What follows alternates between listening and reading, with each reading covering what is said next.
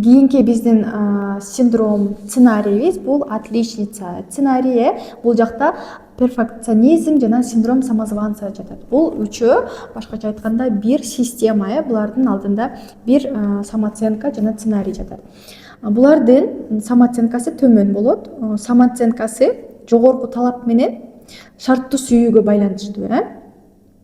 Булардын ички ишениминде мен баалануу үчүн жетишишим керек. Мен жетиштүү болушум керек. Мен баалуу болушум үчүн мен идеалдуу болушум керек. Мени кабыл алыш үчүн мен бардыгына жетишип, мен идеалдуу болсом гана мени адамдар кабыл алат. Мен 90% болбойт, мен 100% болушум керек деген бир ишенимде жашашат. Булардын эмоциялык сезимдери кандай? Булар ар дайым тынчсызданып жүрөт. Мен буга жетишпей атам, мен муну кылып койсом болмок, мен буну жетишсиз кылып койдум окшойт деп ар дайым бир кыжалат, тынчсыздануу менен жашашат. Анан ката кетиргенден коркушат. Ошибкалар булардын эң чоң врагы. Ошибка болсо эле эмне болот? Самооценкасы ылдый жогорудан ылдый көздөй түшүп баштайт. Булар уялчак келишет. Мен мындай кичине бир ошибка кылып койсо, ошондо эле уял сезим болуп, өзүм күнөөлүү сезим башталат. Анан ички критикасы абдан мындай жогору болот да, өзүн өзү эле жемелеп жеп коет. Эч качан бир жетишпеген сезим менен жашашат. Бир нерсе жетишпей атат. Булардын денесиндеги сигналдарды кантип байкайбыз? Ийини жана моюн жагы чыңалган, чыңалып жүрөт.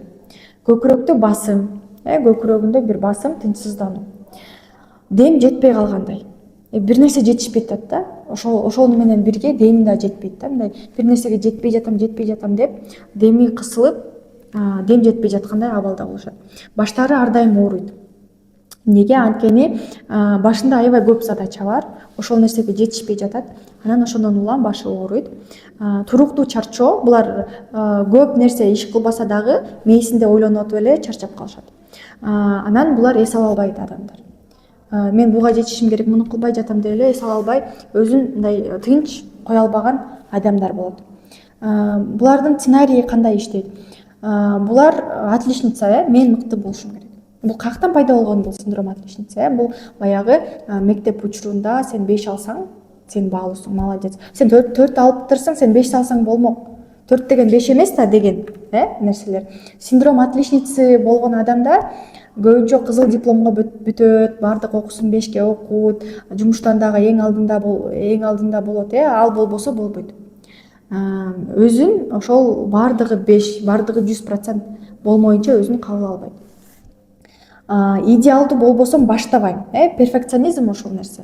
Же идеалдуу болуш керек, же вообще болбош керек деген бир сценарийге түшүп кетет да. Эгер идеалдуу болбосо, анда мен вообще лучше аны кылбай эле коеюн деген. Анан самозванец сценарий кандай болот? Жетишсе дагы, жетишип турса дагы бул адамга жетишсиз болот. Мисалы 70% болуш керек эле негизи. Бул адам 100% кылыш керек эле деп мындай 70% болуп жетишсе дагы жок, мен 100%ке жетишим керек болчу, ошондо гана мен баягы туура өзүмдү потенциалымды ачкан болом деп ар дайым бир нерсе жетишпей тургандай болот. Анан мен дагы мындай далилдешим керек деген бир ишеним менен жашаш керек дагы. Анан буларда көбүнчө выгорание жана чарчоо болот. Булар бир ишти баштабай эле выгорать этип кетишет. Бул сценарийден, бул синдромдон кантип чыгабыз? Бул жакта отличница менен перфекционист үчүн бир практика даярдап койдум. Бул практикада сиз бүгүн же болбосо күн сайын бир нерсени идеалдуу эмес жасаңыз. Жөн гана жетиштүү. Мисалы, бир 80% эле, бир 4кө жасап коюңуз, 80% эле жасап коюңуз, сөзсүз түрдө 100% болуш керек деген нерсе эмес. Жетиштүү эле деңгээлде жасашыңыз керек. Анан өзүңүзгө айтышыңыз керек. Идеалдуу эмес болсо да баштаганым жакшыраак. Баштабай койгондон көрө баштаганым жакшыраак. Идеалдуу болбосо да. Анан бир мындай ой болуш керек да сизде. Баардык нерсе идеалдуу болбойт. Адам өзү идеалдуу эмес, жашоо өзү идеалдуу эмес. Жашоону сиз контролдой албайсыз, Ошондуктан жетиштүү гана жетиштүү. башкача айтканда сиздин максат коюшуңуз керек. Бир нерсени бүгүн жасайсыз, бир ишти жасайсыз, жумушуңузда болобу, ошол максатка мындай коюңуз: идеалдуу эмес, реалдуу болуш керек. Ошону менен бирге эгерде жасап үйрөнсөңүз, башында балким кыжалатчылык болушу мүмкүн, чувствовение болушу мүмкүн, бирок 2-3 күн жасап жүрө берсеңиз, биз тропинка эффектисин айттык, сиз ошол нерсеге көнүп кетесиз дагы, анан мээңиз кабыл ала баштайт. Көрсө идеалдуу эмес кылып жасаса деле болот турбайбы? Бул аябай деле мындай конец жизни эмес турбайбы деген бир чечимге келесиз. Эми синдром самозванцадан чыгуу практикасын берейин. Синдром самозванцада биз факт менен ойду өз алдынча бөлүп алышыбыз керек. Мисалы, мен эч нерсе билбейм деген бир ишенимиңиз болсо, өзүңүздөн сураңыз.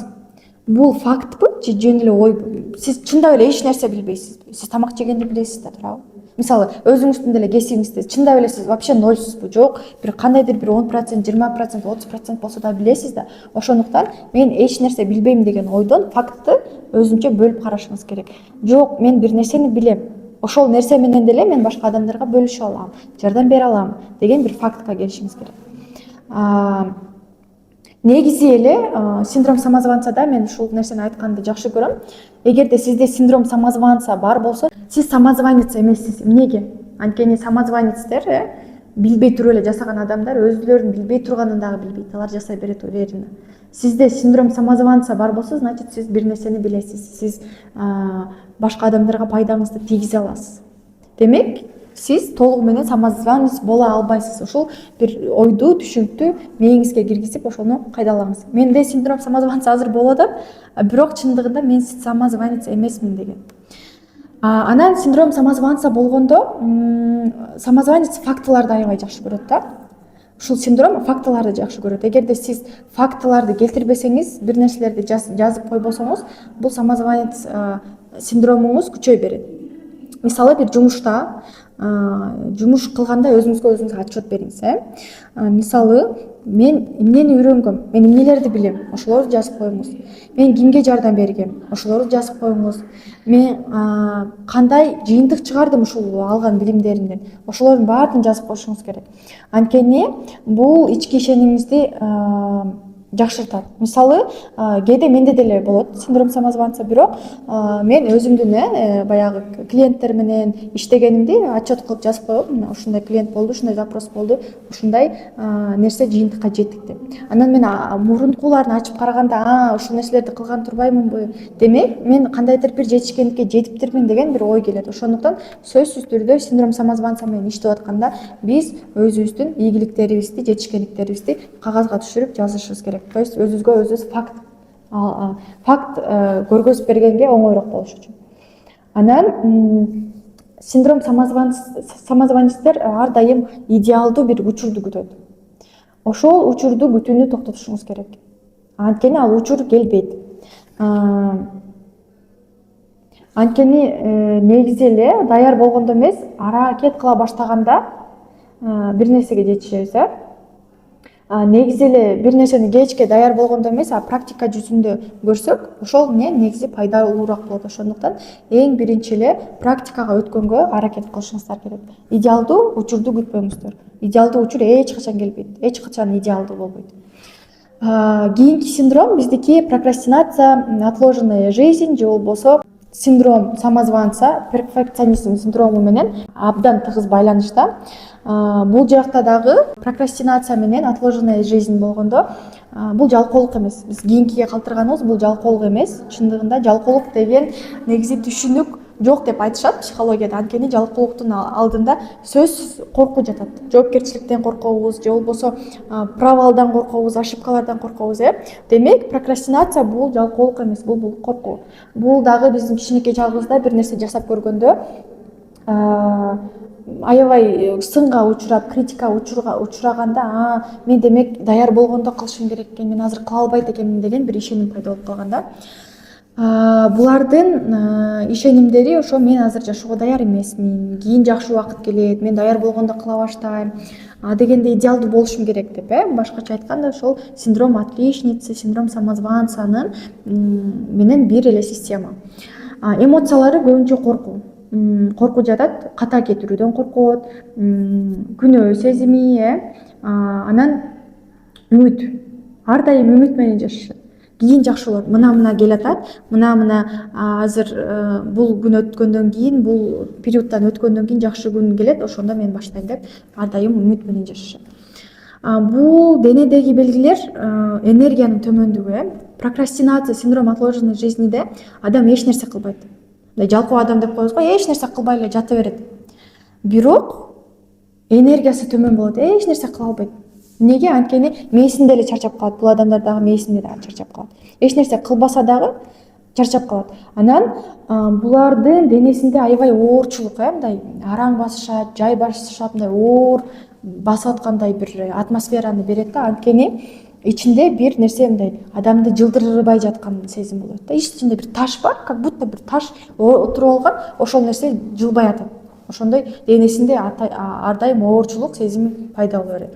Моюн ийиндери чыңалат, ичте басым болот. Анан чарчоо, ар дайым чарчоо, энергиясы жок адамдар болушат.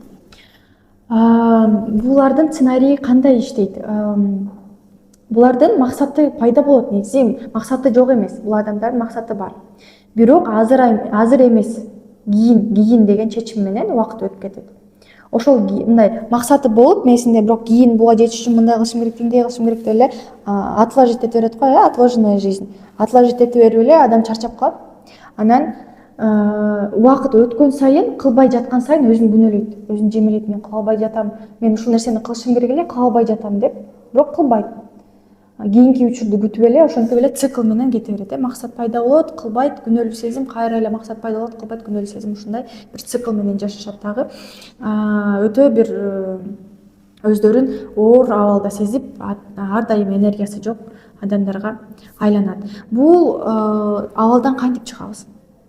Кээ бирде биз коркуу сезимдерине, негизи психологияда бар, кээ бир нерселерди проработка кылабыз, а кээ бир нерселер проработка кылбай эле, кээ бир нерселерге навстречу барыш керек. Например, бир нерседен коркуп атсаң, аны проработка кылып кечке күтүп отургандан ордуна ошол коркууларына навстречу барыш керек. Ошондой сыяктуу эле бул синдромдо дагы даяр болгондо баштайм эмес, баштаганда даяр болом практикасын жүргүзүш керек.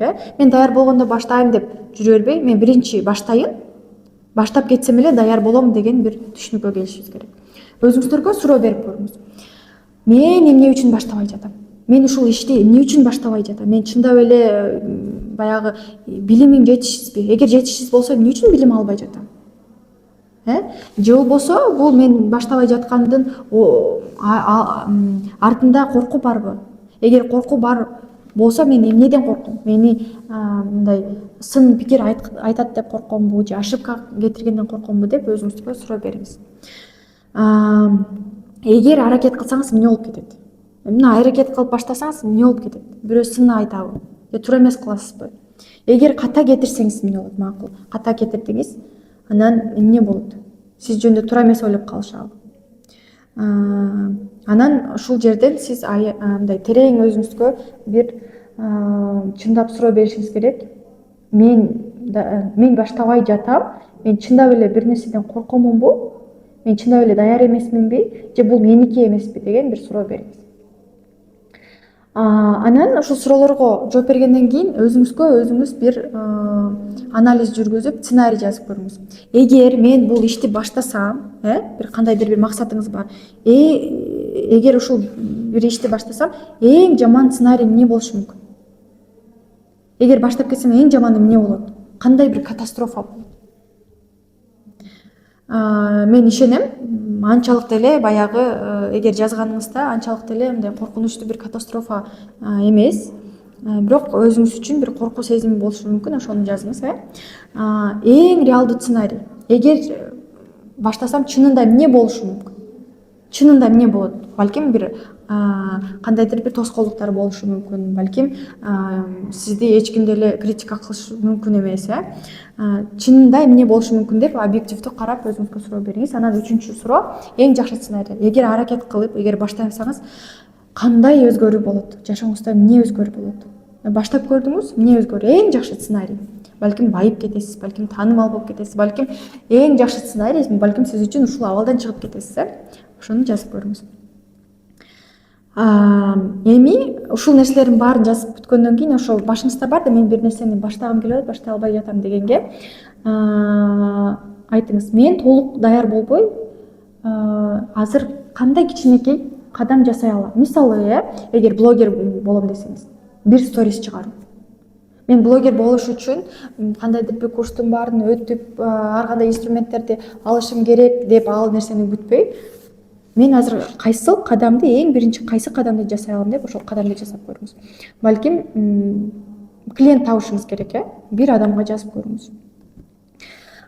Негизи биз ишенимди күтүп отура беребиз, бирок көп учурда ишеним аракеттен кийин келет.